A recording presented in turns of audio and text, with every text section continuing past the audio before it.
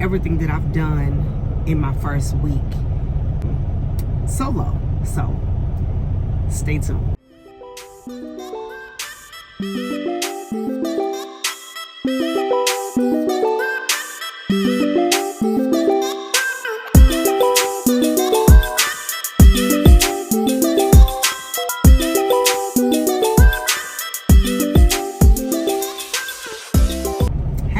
It is TanyaGibsonSmith. Welcome and welcome back.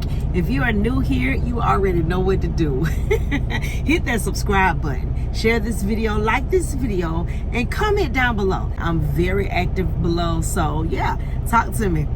So yeah, let's get right into it. Don't want to hold you all long, but I did want to tell you about my first week solo. Yeah. So my first week solo, guys, I put it in my notes so that I won't leave anything out. So let's jump right into it, okay? On the first day of receiving my truck, you guys already saw the video of that one. If you did not see that video, then I'll link it in the cards above so that you can watch this video. But anyway, I got my truck on August the 31st, which was on a Thursday, right? So we all know that that was Labor Day weekend. I sat from Thursday to Tuesday. So Labor Day weekend was on the 4th, and I received my first load on September the 5th, which was on that Tuesday. I was dispatched from Salisbury, North Carolina to Arkansas, right? And September the 9th, it was when my load was due, but I got a call on the 7th, which was yesterday. Today is the 8th. The load would have been due on tomorrow. So I got a call from dispatch on yesterday or day before yesterday. I don't know, I got my days mixed up. But they needed me to do a relay because somebody needed to get home and he lived in Arkansas. Wanted to know if I would do that favor. So of course, I jumped straight on it. I came to the West Memphis terminal here in Arkansas, and I relayed that load so that that driver could get home. So rule of thumb, guys, anytime your dispatcher needs you to do a favor or to help another driver, don't hesitate to say yes.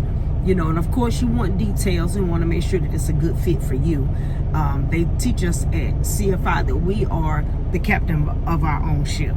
So because of that, I had the right to say I didn't want that load, and I could have just kept going and went all the way in, but then I would have been leaving a driver who needed to get home out in the cold, plus a dispatcher trying to figure out how they're going to reroute them or get them a load towards their house. So I came on to West Memphis, dropped that load, gave it to that driver, and that happened on yesterday. So needless to say, I arrived here in West Memphis on the 7th. My load was due on the 9th. I would have made it to my load on the 9th. I would have made it to my load last night or maybe even this morning. But instead, I stripped my bed. I pulled all my pillowcases off. I got, you know, all of my blankets and even my smaller pillows, and I took them inside of the terminal and washed everything, took me a shower, and got me some good quality me time. So much needed. I sat overnight, and I spoke to dispatch last night and this morning, so I got a load now going out to PA. Did not do any dropping hooks or any back end videos or anything like that because I was on my first load, and I really needed it to myself. You know, I had a lot of praying to do. I just talked to the Lord, and I really just kind of got in the spirit, and it was me and him on this truck.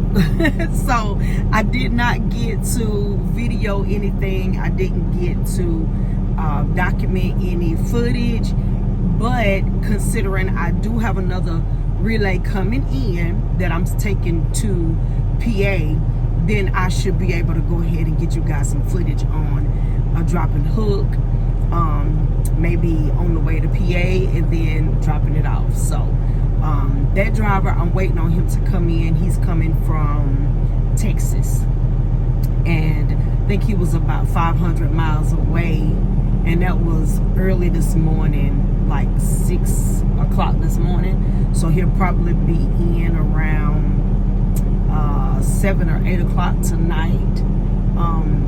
I want to say my paperwork says 10:42 p.m., which I know they just give him, you know, time to stop or, you know, take his break, rest, whatever it is that, you know, we need to do along the way. CFI gives us plenty of time to do that while I'll just sit here. I did go on duty this morning to accept my load and to read the customer notes. Later, I went off and I did my pre-trip already. Drained my air out of my tanks, and then I went back off duty and went into sleeper. So I'm just sitting here at the West Memphis terminal, waiting on that load to come in. As soon as he gets in, he'll take that paperwork inside of the terminal to the local dispatch, and then I'll get a message letting me know that he's here.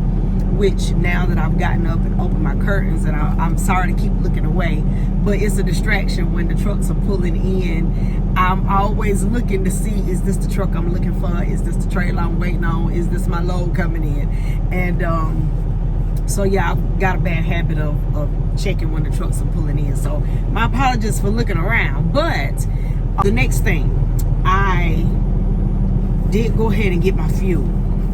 I got my fuel while I was here, and for some reason I couldn't get the DEF pump to work. So I put my CFI card in, and I you know, read the instructions as far as how to activate the pump, but I couldn't get it to work. So I just hung it back up and kept it pushing. But I did fuel up. I knew that I would be sitting and waiting on this load, so I needed fuel. I never got fuel from North Carolina to Arkansas.